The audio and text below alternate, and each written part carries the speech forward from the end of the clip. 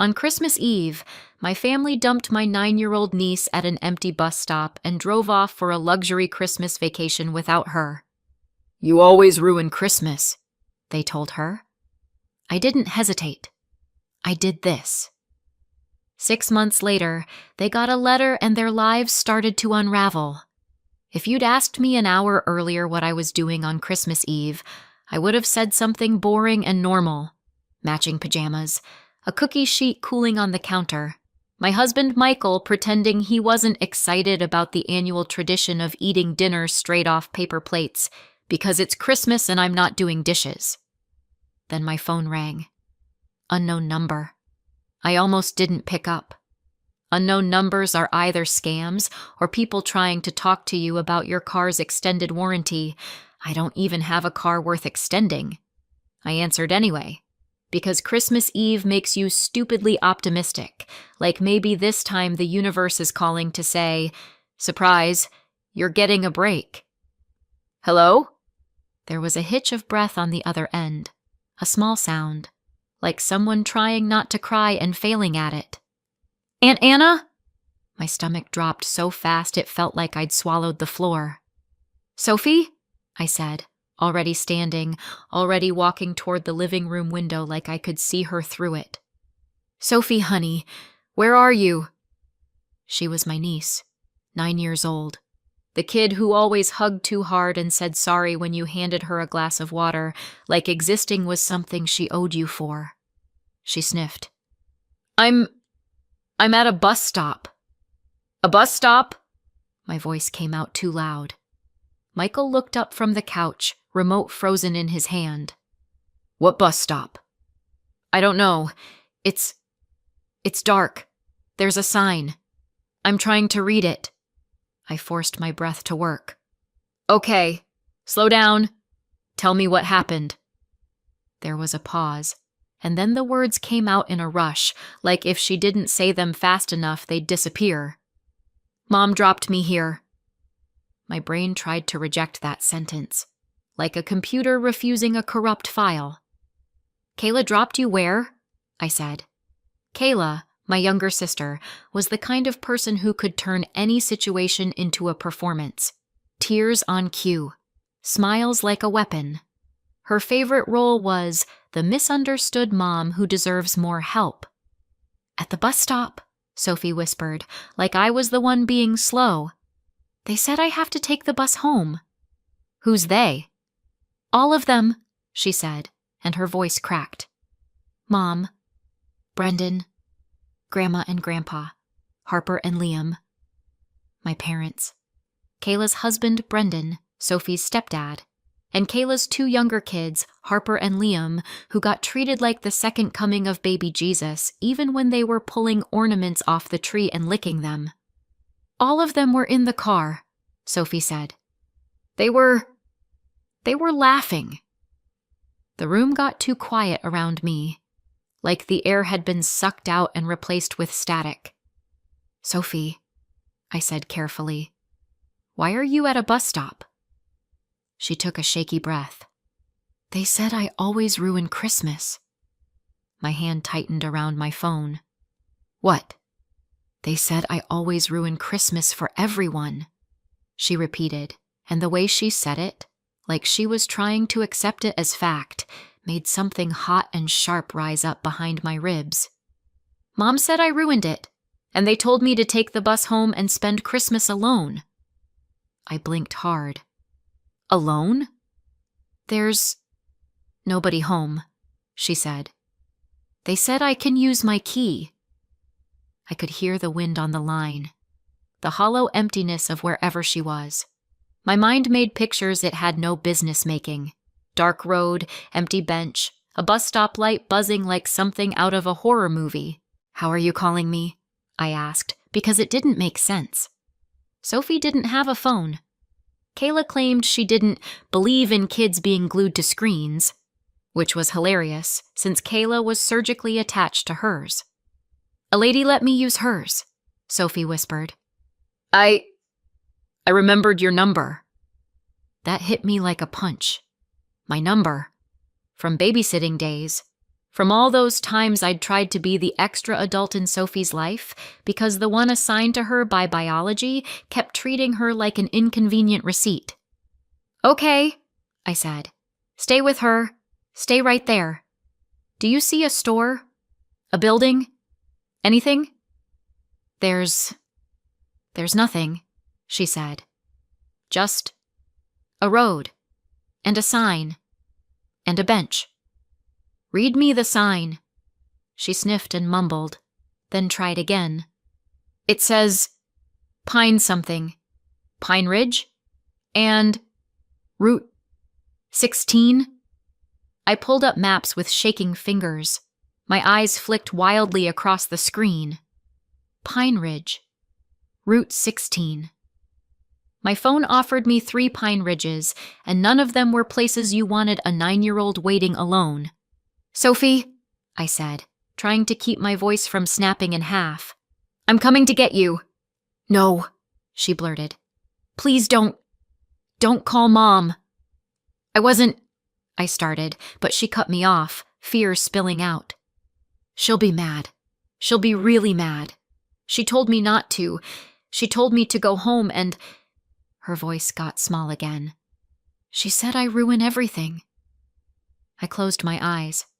There it was, the thing that had been hovering at the edge of my awareness for years. Not a bruise, not a dramatic headline, just a kid who believed she was the reason holidays went bad. "Listen to me," I said, and I didn't care that Michael was watching, that my voice had gone low and dangerous. "You didn't ruin anything. Do you hear me?" There was a pause. "Okay," Sophie whispered, but it sounded like she didn't believe me. "Put the lady on," I said gently. "Can I talk to her?" A muffled movement. A new voice. Adult. Female. Wary. "Hello?" "Hi," I said, forcing myself into calm. "My name is Anna. I'm Sophie's aunt. Thank you for letting her use your phone. Where exactly are you?" The woman hesitated. "We're at the stop near Pine Ridge. There's no one out here. I was driving by and saw her sitting there crying. I didn't want to leave her." My throat tightened. "You did the right thing. Can you stay with her for a few more minutes? I'm coming right now." "I can," she said, voice firm now. "I'm not leaving her." "Thank you," I breathed. "Thank you so much." I took the phone back to Sophie. "I'm on my way," I told her. "Stay with her. I'll be there as fast as I can." "Aunt Anna?" "Yeah, honey." Am I bad?" she whispered. I swallowed hard. "No," I said. "You're not." And then I hung up, because if I stayed on the line any longer, I was going to say something that would make Michael snatch my keys out of my hand and ground me like a teenager. Michael was already standing. "Where is she?" "Bus stop," I said, grabbing my coat. "Middle of nowhere. Kayla left her." Michael's face did something complicated and ugly. He didn't ask if I was sure. He didn't say maybe there's a misunderstanding. He didn't offer a calm, reasonable alternative like, let's wait and see. He just said, "I'm coming." "I'm driving," I snapped automatically. "Fine," he said. "Then I'm navigating. And I'm bringing a blanket." He moved fast. Not frantic, not flailing, just purposeful. Like the moment he understood a child was alone, something in him clicked into place. We were out the door in under 2 minutes. Cookies forgotten. Christmas music still playing in the living room like a cruel joke. In the car, my hands were tight on the steering wheel, knuckles pale. Halfway there, my phone buzzed. Kayla. I stared at it like it was a live grenade. Sophie had begged me not to call her, and I hadn't. But Kayla calling me on Christmas Eve wasn't normal unless she wanted something. I answered on speaker because if I held the phone, my hands might shake. "Anna!" Kayla's voice was bright. too bright. "Merry Christmas Eve! What are you doing?" I tasted blood where I'd bitten the inside of my cheek. "Driving," I said. "How's your trip?" A little laugh. "Oh, wow, it's amazing. The kids are so excited. How's Sophie?" I asked, like I was asking about the weather, like I wasn't seconds away from tearing my own hair out. A pause, just long enough. Kayla sighed theatrically. "Ugh, don't even. She was a nightmare." My stomach twisted. Michael's gaze snapped to me, sharp. "What do you mean?" I said. "She was pouting and whining and acting like everything is about her," Kayla said, as if she was describing a grown adult at a work party. "She ruined the whole vibe." There it was again. Ruined.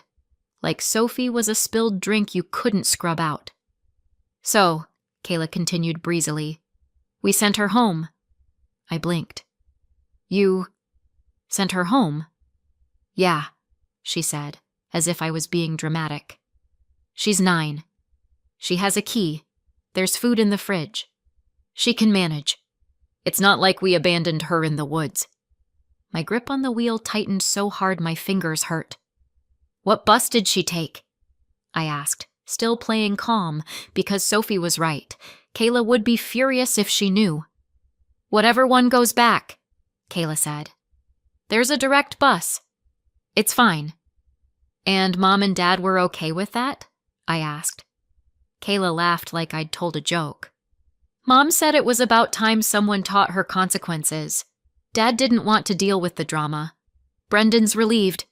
And honestly, Harper and Liam are having a way better time without her sucking all the attention." I tasted something metallic. Rage.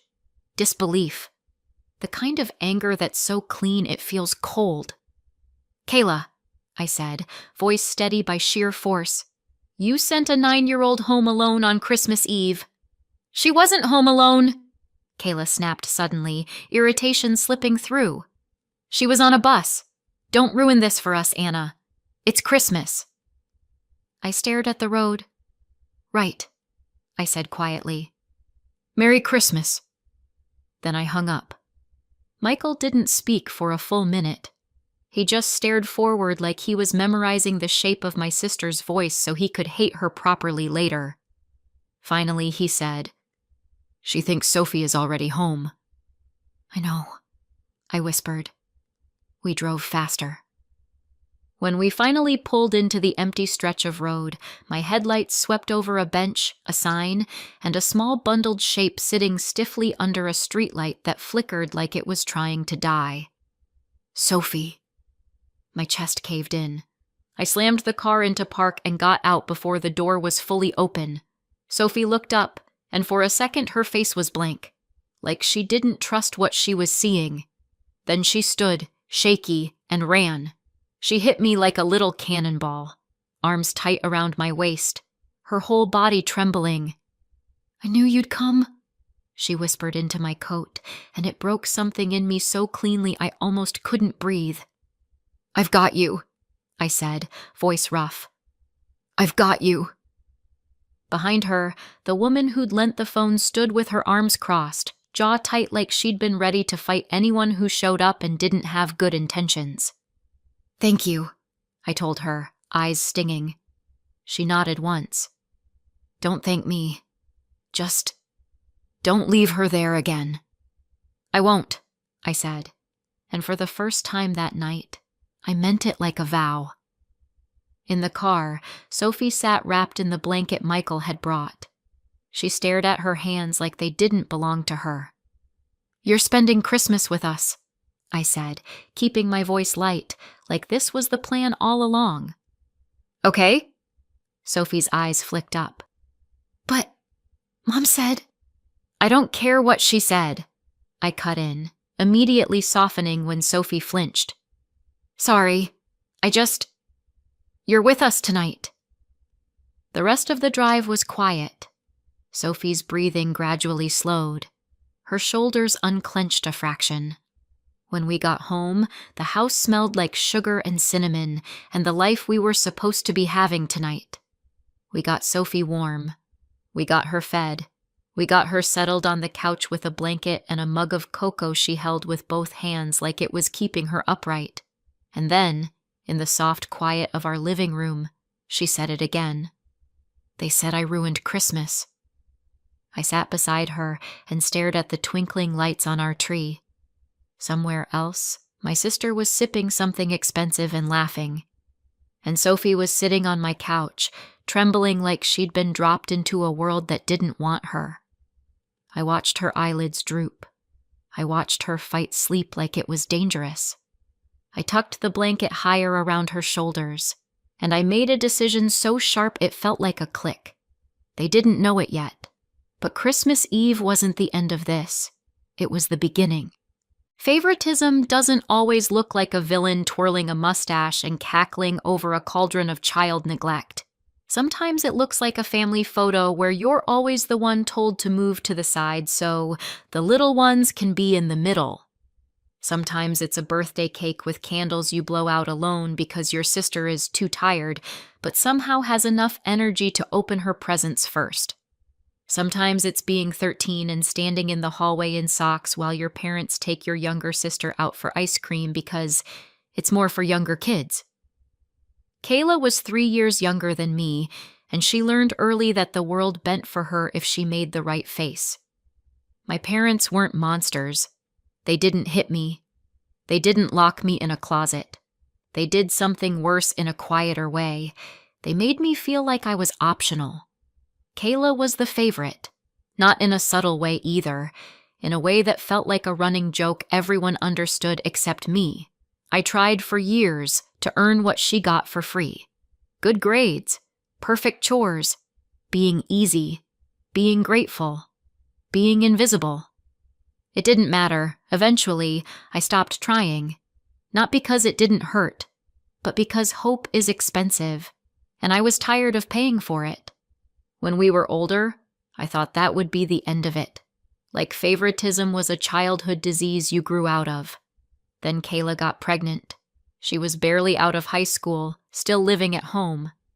I was in university and living there too, because tuition had a way of eating every dollar you thought you had. Kayla didn't want the baby. She said it openly, like it was the weather. By the time she realized she couldn't undo it, resentment had already set up camp behind her eyes. Sophie arrived, small and pink and demanding, like babies are. Kayla held her for pictures, and then handed her off like a purse she didn't want to carry. My parents were still working. Kayla was still Kayla.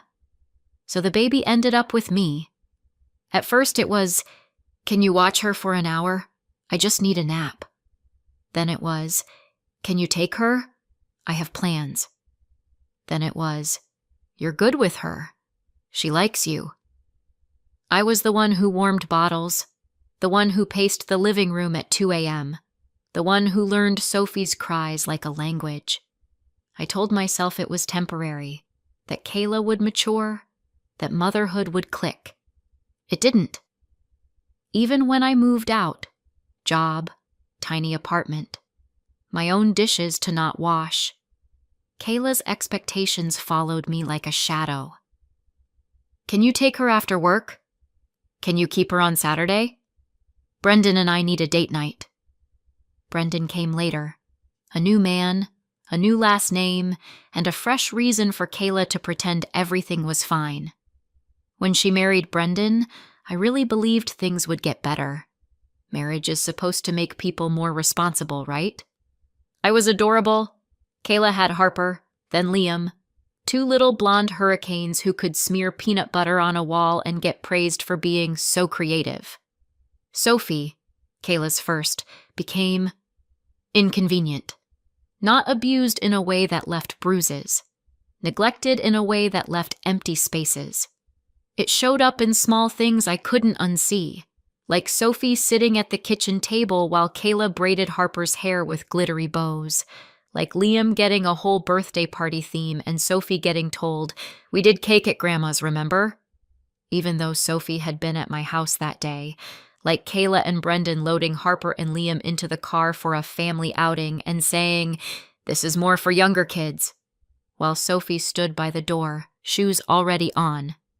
"You can stay with Aunt Anna," Kayla would say, like she was doing Sophie a favor, and Sophie would come to me without complaint, like she'd already learned not to ask why. Brendan liked to act like he deserved a medal for marrying someone who already had a child. He'd say things like, "I stepped up," and "not every man would do this," as if Sophie was a stray dog he'd adopted for good karma, and Kayla ate it up. I never heard Brendan call Sophie my daughter. Not once. I heard him call her Kayla's kid plenty. Sophie, meanwhile, called me for everything. For scraped knees, for nightmares, for spelling homework, for the kind of comfort you seek from the adult you trust. I didn't tell her bad things about her mom. I didn't have to. Kids aren't stupid. They know who shows up. 6 months before Christmas Eve, everything shifted. It was a family dinner, one of those sticky sweet nights where everyone pretends they're fine because there's pie and witnesses. Some relatives were visiting, the kind Kayla performed for. Sophie was quiet all evening. Not peaceful quiet. Held in quiet.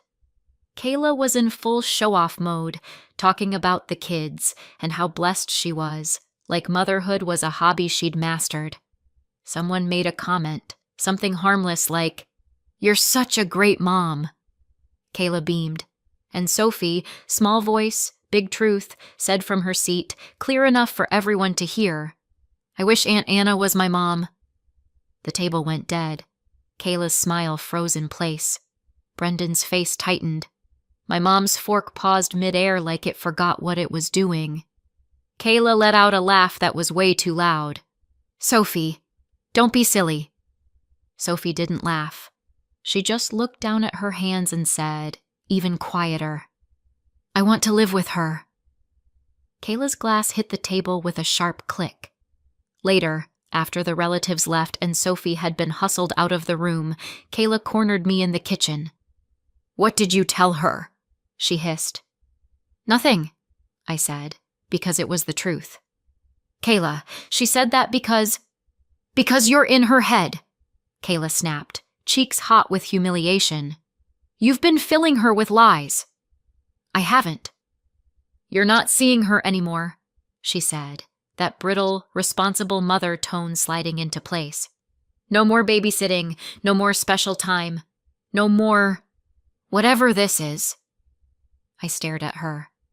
"Kayla, she loves me." Kayla's mouth twisted.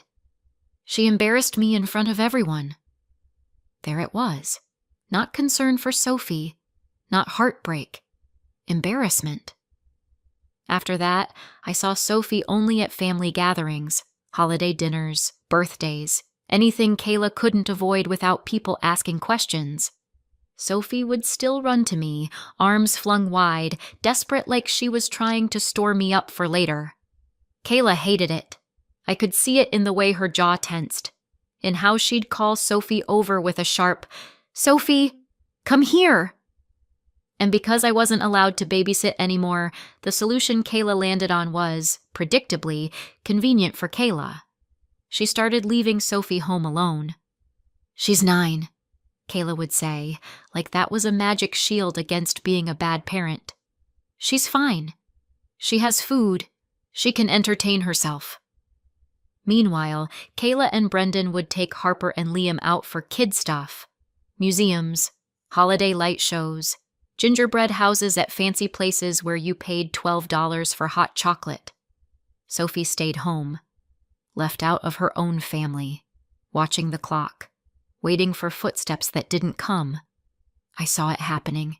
I hated it, and I didn't know what to do that wouldn't make it worse. There were no bruises, no broken bones, no obvious headline, just a child being quietly taught she didn't belong. So I waited, hoped, told myself, surely Kayla will grow up. Surely Mom and Dad will notice. Surely someone will stop this. Christmas Eve proved how wrong I was, because leaving a 9-year-old home alone was one kind of abandonment. Dumping her at an empty bus stop in the middle of nowhere, that was something else.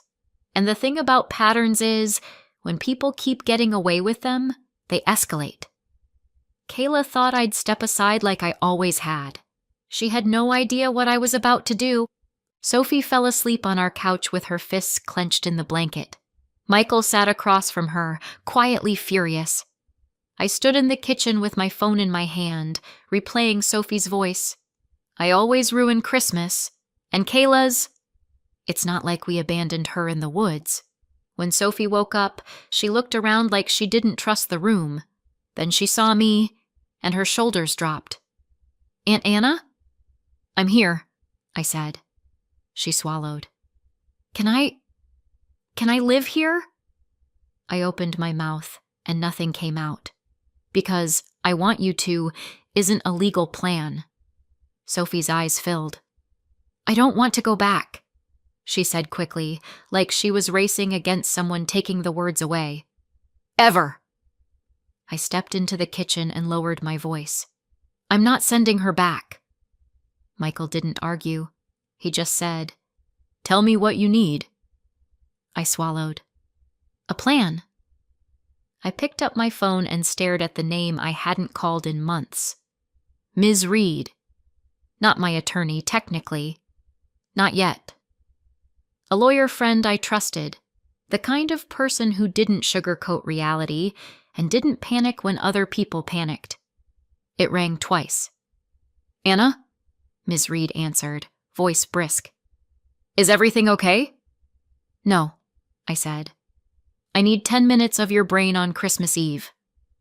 A pause. Then, "Okay, talk." So I did. I told her about the call, the bus stop, the line Kayla used, the fact that Sophie didn't have a phone, the fact she was supposed to take a bus home alone. Ms. Reed didn't gasp. She didn't say, "Are you sure?" like I was making it up for attention. She said, "Do you know if buses were even running?" I froze. Check, she said. "Right now.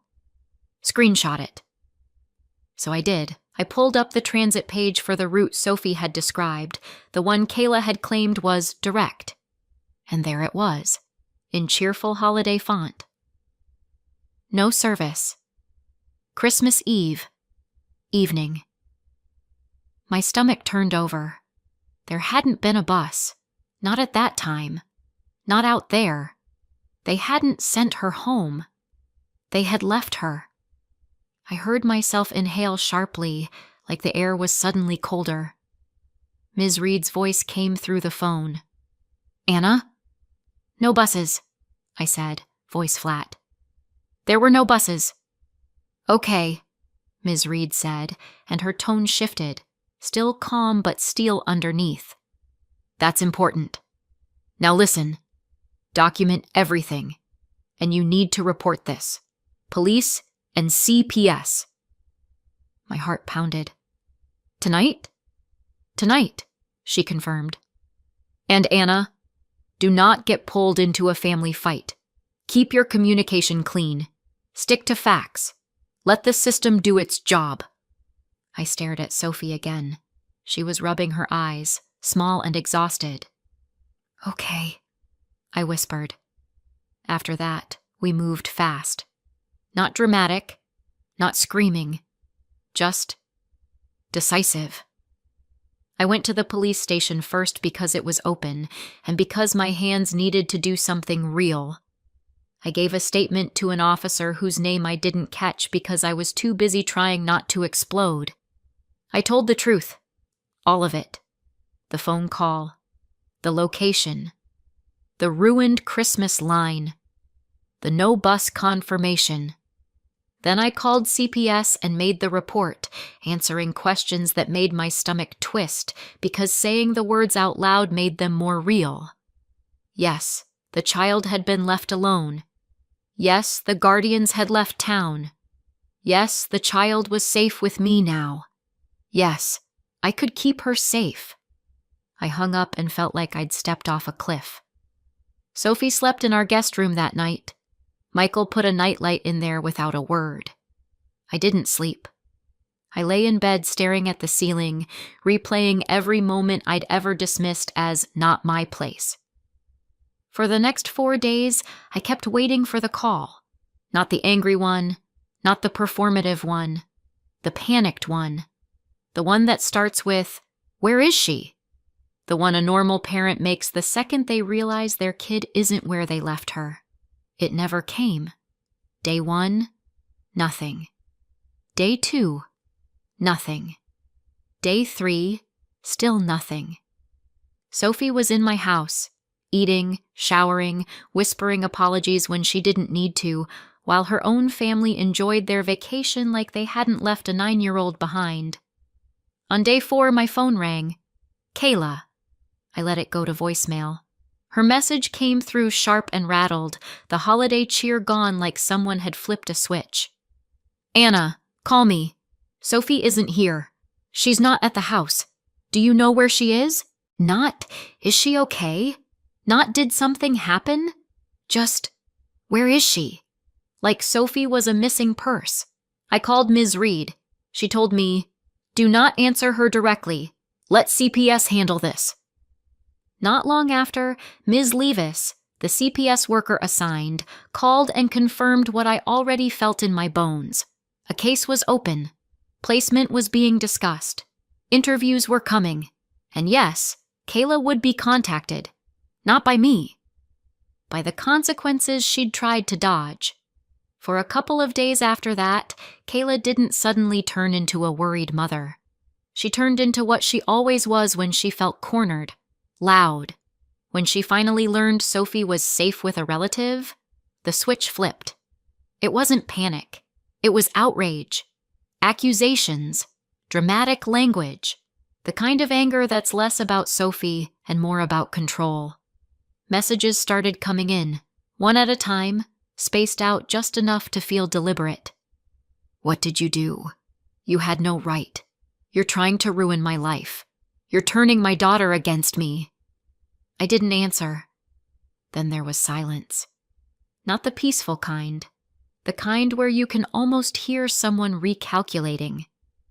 A few days later, Kayla's tone changed again. Not softer, just colder. A message came through, shorter and sharper. Fine. Keep her. She wanted you anyway. And then another, because she couldn't resist twisting the knife. Don't come crying to me when you can't handle her. She ruins everything. I stared at my phone until the screen dimmed. Ms. Levis scheduled calls and meetings. Kayla missed one. Brendan missed another. My parents didn't respond to a request for an interview until days later. No one sounded like people desperate to get Sophie back. They sounded like people angry their mess had been seen and relieved someone else was carrying it. By the time Ms. Reed said the words temporary placement, something inside me unclenched. Sophie was still here. Legally here.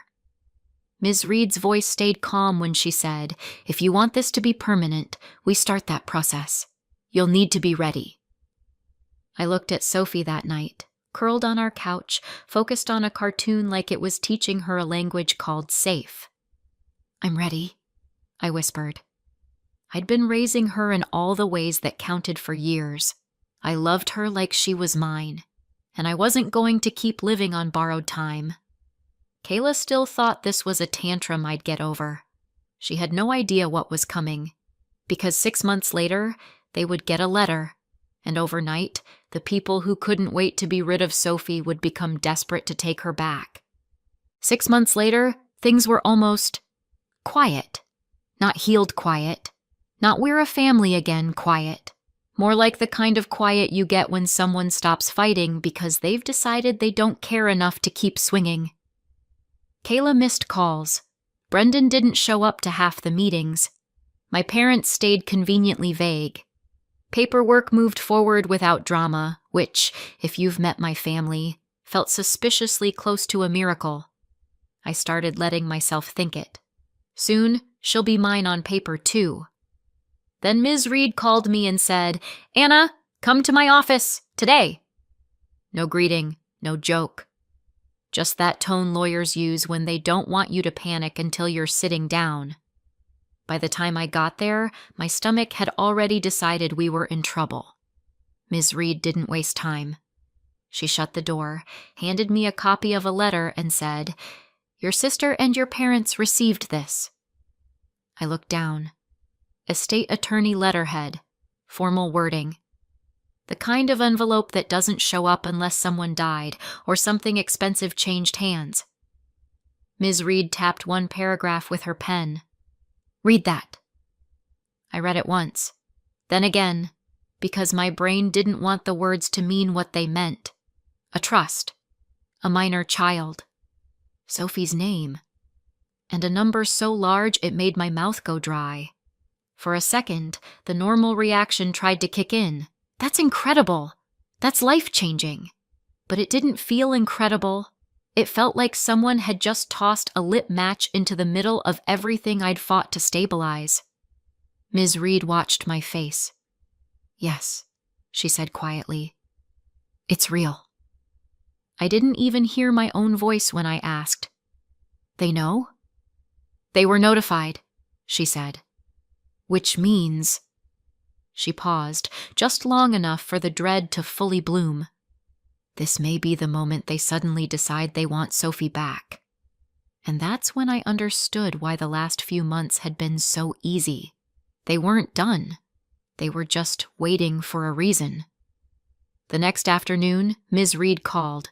No greeting, no warm-up. "They retained counsel," she said. My throat went dry. "Kayla? Kayla. And Brendan." "What are they asking for?" I said, even though I already knew. Ms. Reed exhaled. "Immediate reunification. They're claiming you manipulated Sophie. They want her returned." I let out a laugh that wasn't humor so much as disbelief escaping my body. "Returned," I echoed. "Like a package." "Yes," Ms. Reed said. "Like that." 2 days later, a letter arrived at my house.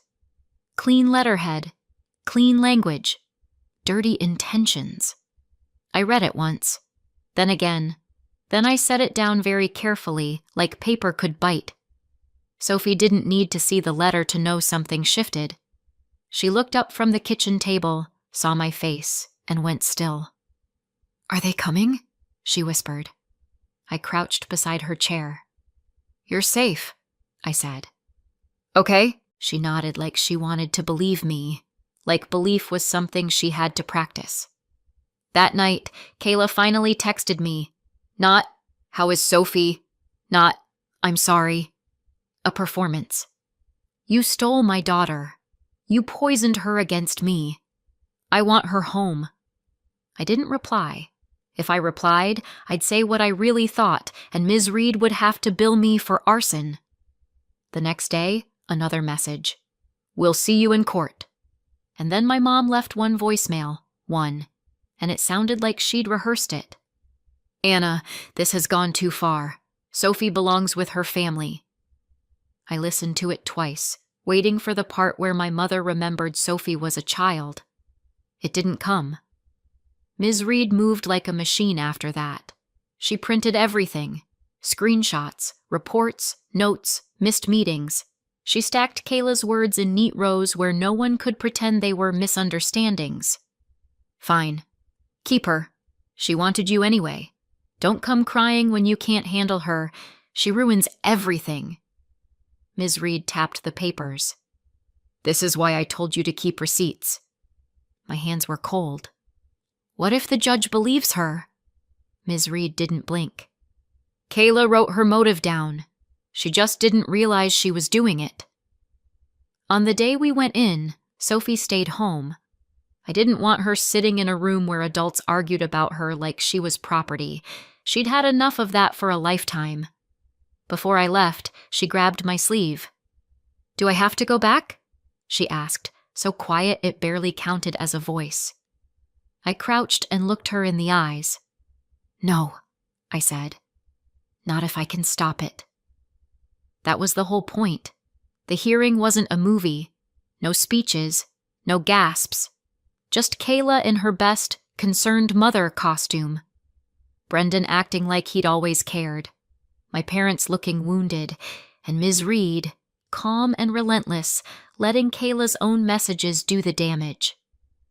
Kayla tried to paint me as obsessive. Ms. Reed slid forward the screenshot where Kayla told me to keep Sophie. Kayla tried to claim she'd always been involved. Ms. Reed pointed to the no-shows, the missed calls, the 4-day silence where nobody even noticed Sophie was gone. Kayla's face tightened when she realized the story wasn't "my sister stole my child." It was, I didn't want her until she became valuable. The decision came later, on paper. An envelope, a court order, dry words that changed everything anyway. Ms. Reed called me first. "Anna," she said, voice softer than usual. "It's done." When I got home, Sophie was in the hallway watching my face like it was the only answer that mattered. I didn't make her wait.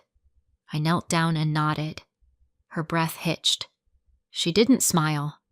Not right away, like she didn't trust happiness to stay. Then she threw her arms around my neck and sobbed like her body had been holding its breath for 9 years. "I'm staying," she choked. "You're staying," I said into her hair. "You're home." And all I could think was, so this is what it looks like when people try to buy back what they threw away. Too late. A year later, the house is still the same on the outside. Inside, it isn't. Sophie has her own room now, hers, not for now.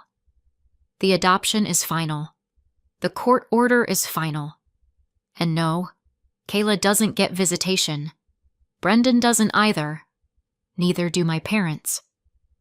Sophie made her position clear, repeatedly, and for once, the adults in charge listened. Then the trust paperwork landed. From the estate of Sophie's biological father's mother, a woman Sophie had never even met. Not a rumor. Not a nice little inheritance. $1,100,000. It's locked in a trust for Sophie, and I'm the trustee. So no, we didn't blow it on a new car or a bigger house. It goes where it's supposed to go. Therapy, school, stability, medical care. Everything Sophie should have had without needing a court order to get it. As for Kayla, I cut them off completely. Blocked numbers, filtered emails. No contact. I heard through relatives that the story got out and it got ugly for them. Turns out abandoning a kid on Christmas Eve doesn't come with great social reviews. Sophie's safe. She's steady. She's finally living in a home where love isn't something you earn by being small and silent. So tell me, did I go too far? Or not far enough? Leave a comment. And if you want more stories like this, hit subscribe.